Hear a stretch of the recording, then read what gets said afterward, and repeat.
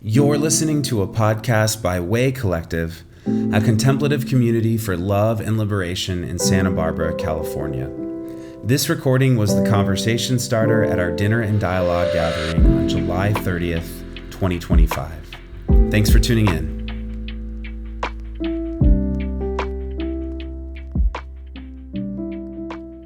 Well, friends, over these last few weeks, we've been talking together about what it means to be a moral presence in the world, what it means to live as neighbors in a time when the very idea of neighborliness feels frayed. We've named how easy it is to get swept up in the currents of our time, the noise, the fear, the anger, and outrage that can hollow us out inside. And tonight, before I take a couple of weeks away, I want to leave you with something that I see as a summary of the contemplative life, a picture of the inner work that we are all undertaking all the time, and that I believe all of our conversations these past months and years have been revolving around and pointing toward. If I had to boil the contemplative life down to its very essence, I would say it comes to this: learning to cultivate two ways of being, non-duality and nonviolence. Those two things, when they're held together in you and in me, have the potential to transform not just how we live, but who we are becoming together. I'm sure that none of you are surprised that I'm saying this, as again, these topics have been the emphasis of our community for some time now. But my hope tonight is to help us see how being a contemplative person isn't ethereal, it's not some lofty ideal, but it really is as simple as living into these two ideas. I know you all know that, at its simplest, non-duality just means not two. But to take that to heart, it actually cultivates a different way of seeing. Most of us have been trained from birth to see by dividing the world up, right? Into me and you, us and them, right and wrong, sacred and secular, friend and enemy. It's quite literally how our minds work.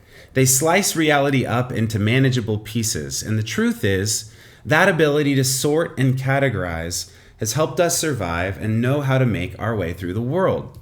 But the contemplative life invites us into a different kind of perception, a vision that isn't built on separation, but on wholeness.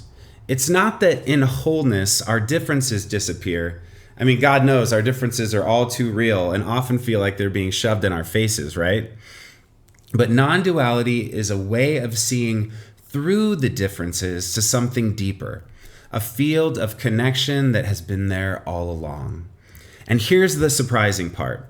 When we take that first step and we begin to hold all the contradictions and complexities of life without rushing to resolve them, something starts to change inside us. We become just a little less reactive, a little less tossed around.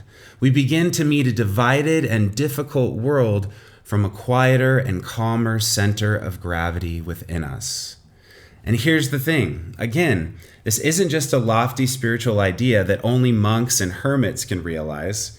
It's something we can actually practice in our everyday lives. The seed begins to blossom in the most mundane, ordinary parts of our days. It looks like when someone cuts you off in traffic. Instead of instantly narrating a story to yourself about their bad character, you take a breath and consider that they might be having a terrible day. It looks like when a family member posts something online that makes your blood boil, you pause before firing back. You ask yourself, what pain or fear might be underneath what they just wrote? What's making them so reactive? It looks like when you catch yourself in judgment of yourself or someone else, you learn to soften even just 5%. And man, some of us turn that judgment in on ourselves so harshly, don't we? Why can't I do anything right? Or we project it out on them. Why are they such an idiot? Don't they see? When contemplation is about teaching ourselves to see, not what to see, but how to see what we behold. Each week in our community, we call this moment turning to wonder. But it's those small pauses, those small softenings, where a non-dual perception starts to take root in daily life. And so over time, those small choices begin to form a different kind of person within us. Someone who can hold things together rather than split everything apart. And when we choose the way of connection, it leads to a life of compassion. It's from that quiet, connected center that another quality begins to grow: nonviolence. Nonviolence is the fruit of living from wholeness, of living from interconnectedness, of refusing to separate us out into us and them. Nonviolence isn't just about refusing to hit back or put down our weapons. It's not passivity. It's an active, courageous way of living that flows from love. As Dr. King said, nonviolence resists evil without mirroring it. It refuses to return contempt for contempt. It draws a bigger circle that refuses to dehumanize, even while it names real injustices in the world. And this kind of nonviolence begins here in us. It begins when we notice the accusatory voice in our own heads, the ones that shame or compare or belittle. It begins when, and catch this, instead of believing them, we choose to let them go.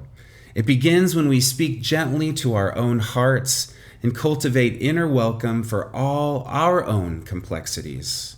And then it extends outward to the people we love, to the people who drive us crazy, and to the systems that wound our world. We learn to act, to resist, and to speak, but from a place that doesn't need to control or fix what lies beyond our agency. And again, this too, like non-duality, can be practiced in those small, daily, mundane experiences that shape us. It looks like catching yourself in a heated conversation and choosing to lower your voice rather than raise it. I know I need to remember that one with my kids next time it gets hot, you know? It looks like putting the phone down and going for a walk before writing that angry email response. It looks like listening deeply, not because you agree with another, but because you want to understand and you believe that our maintaining our interconnectedness is more important than someone's abhorrent opinion. You see how this isn't passive, it's active? It's refusing to meet harm with harm. And it takes incredible strength, incredible courage, and incredible stick-to-itiveness to make it happen. Think about how if we begin to choose non-duality and non-violence in the smallest of ways, that resilient muscle begins to build within us. And that muscle memory begins to consolidate.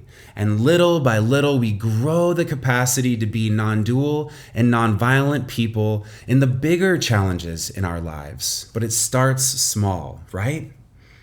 All of this feels especially important to me in a moment like ours. We live in a time where the default is to harden, to polarize, to see the world in binaries. And we're seeing in real time where that leads. Militarized streets, neighbors who feel like strangers, and this inability to hear one another across the noise. But non-duality and non-violence together form a kind of antidote, a balm to the ills of our society. They allow us to stay tender without collapsing into passivity. They allow us to stay strong without closing off our hearts. When these two things take root in us, when we see from wholeness and live from love, we will discover that our responses begin to change.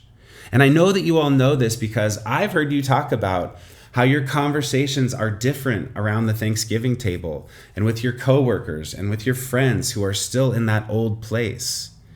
We are each learning to gaze out at another with a new set of eyes. And we're coming to find ourselves a little less hooked by other people's reactivity, a little less swept away by the urgency of the news cycle, a little less certain that we're the saviors of the world. And instead, there is this inner spaciousness that is growing, a peace that is growing, not a peace that looks away from harm, but a peace that makes it possible to respond rather than react.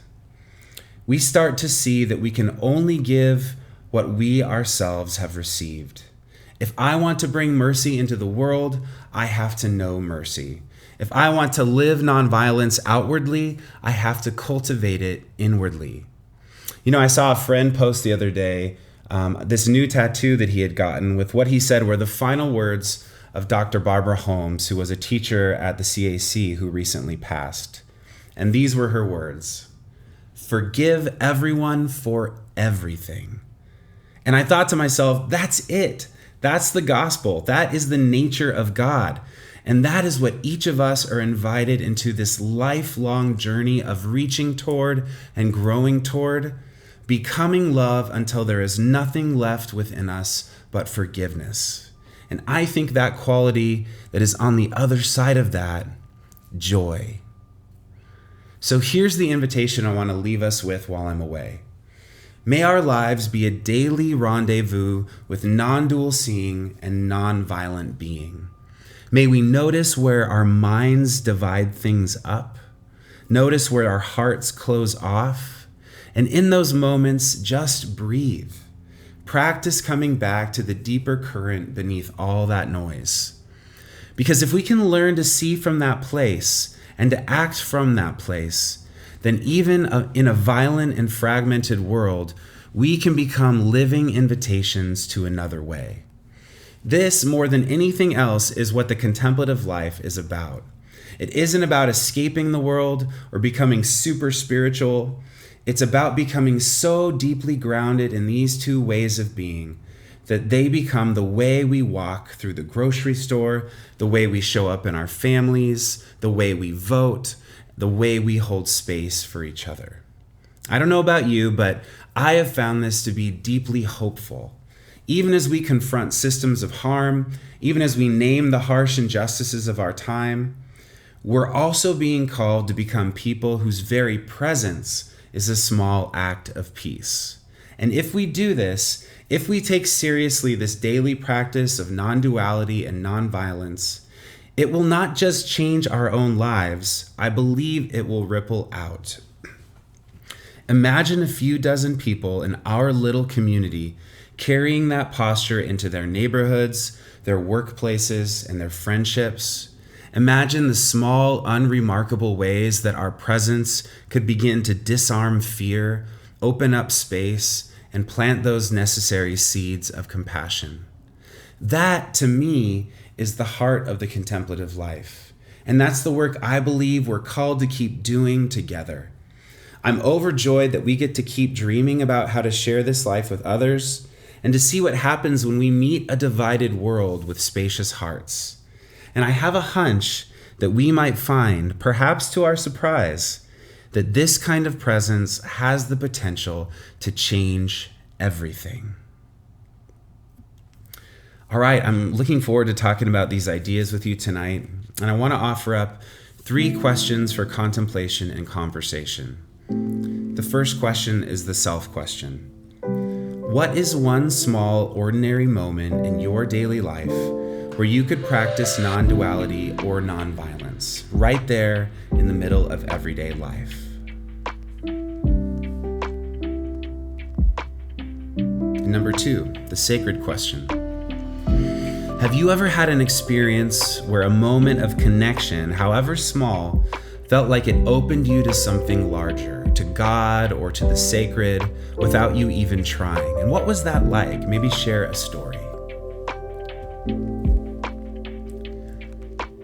And lastly, the society question. How might a community shaped by non-duality and non-violence respond differently to the divisions and polarization of our time? And what small part could you or we play in that?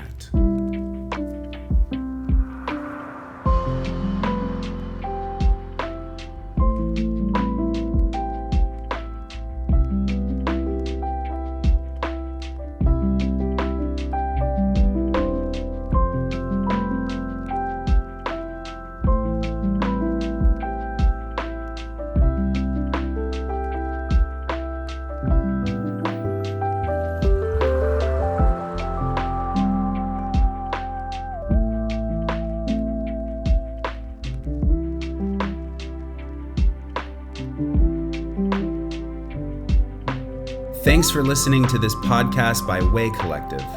To keep up with our community, you can subscribe to this podcast, go to www.waycollective.org, or follow us on Instagram at @waycollective. Peace and every good, y'all.